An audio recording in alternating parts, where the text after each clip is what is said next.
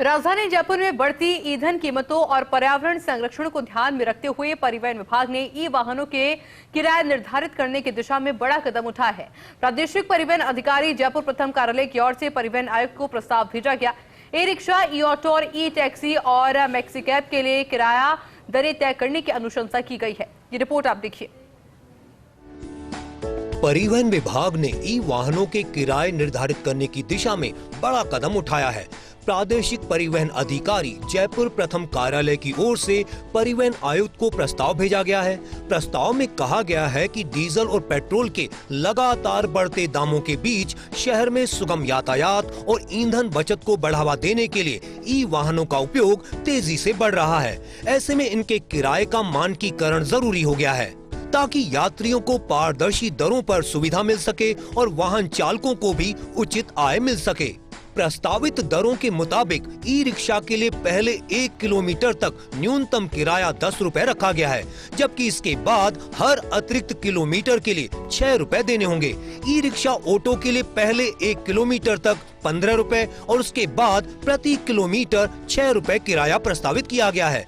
यात्रियों को वाहन रुकवाने की स्थिति में प्रतीक्षा शुल्क भी देना होगा। प्रस्ताव में साफ किया गया है कि रोक कर रखने की पूरी अवधि के लिए 1 रुपए प्रति मिनट की दर से शुल्क लिया जाएगा। सामान ढोने के मामले में 10 किलो तक के पैकेज पर कोई अतिरिक्त शुल्क नहीं लिया जाएगा, जबकि 10 किलो से ज्यादा वजन होने पर प्रति पैकेज 10 रुपए अतिरिक्त देने होंगे।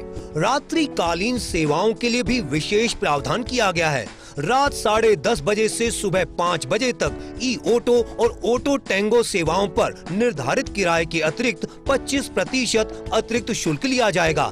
ई रिक्शा, मोटर कैब के किराए भी दूरी के हिसाब से तय किए गए हैं। 5 सीट तक की मोटर कैब के लिए 2 किलोमीटर तक 90 रुपए किराया प्रस्तावित है।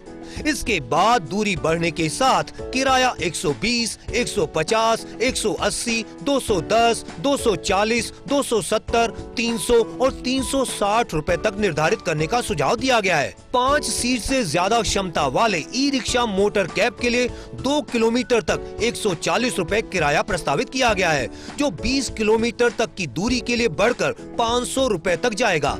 परिवहन विभाग का मानना है कि किराया दरें तय होने से ई वाहनों के संचालन में पारदर्शिता आएगी और यात्रियों को मनमाने किराए से राहत मिलेगी। सरकार की ई वाहनों को बढ़ावा देने की नीति को भी मजबूती मिलेगी। अब परिवहन आयुक्त स्तर पर इस प्रस्ताव पर विचार कर अंतिम प्रक्रिया शुरू की जाएगी। पूरे प्रदेश के साथ ही जयपुर में इन दिनों ई वाहनों का संचालन बढ़ा है। पब्लिक ट्रांसपोर्ट में भी ई वाहनों की संख्या लगातार बढ़ रही है, लेकिन अभी तक परिवहन विभाग की ओर से किराया निर्धारित नहीं है और यही वजह है कि ई वाहन लोगों से मनमर्जी का किराया वसूल रहे हैं। अब जयपुर आरटीओ प्रथम ने परिवहन मुख्यालय को एक प्रस्ताव भेजा है, जिसमें पब्लिक ट्रांसपोर्ट में चल रहे ई वाहनों का किराया तय करने की बात है। अगर परिवहन मुख्यालय ने इस प्रस्ताव को माना तो आने वाले दिनों में जयपुर में चलने वाले ई वाहन निर्धारित किराया ही यात्रियों से ले सकेंगे। कैमरामैन साहिल के साथ Shivendra Pratap Singh Parmar, first India news, Jaipur.